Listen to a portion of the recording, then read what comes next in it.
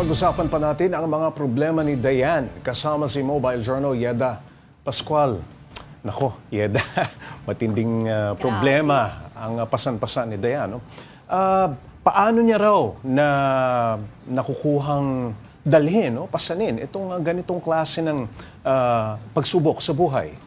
Yes, Pops Trey, sobrang hirap. Ang kwento niya nga sa akin kanina is, iniisip niya na lang na kailangan siya ng mga anak niya. Kaya kailangan niyang magpakatatag, kailangan niyang kayanin. Kasi yun nga, wala naman daw siyang ibang aasahan na tututok sa mga bata, kundi siya lang.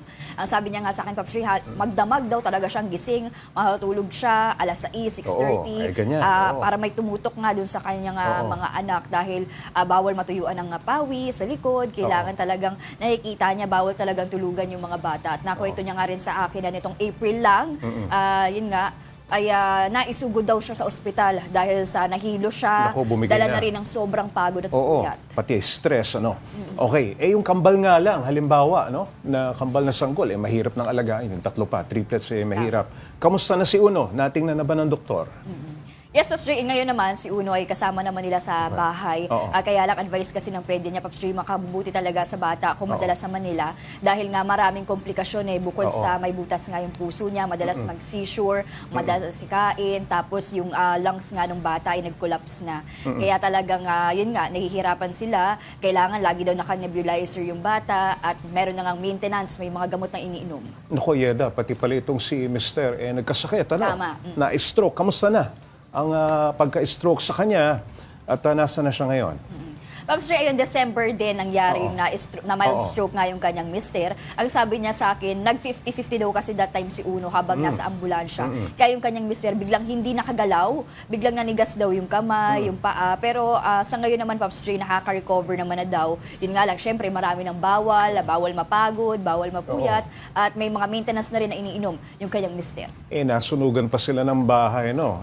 Nasa na ang pamilya ni Dayan? Saan na sila nakatira ngayon? Pansamantala, marahil.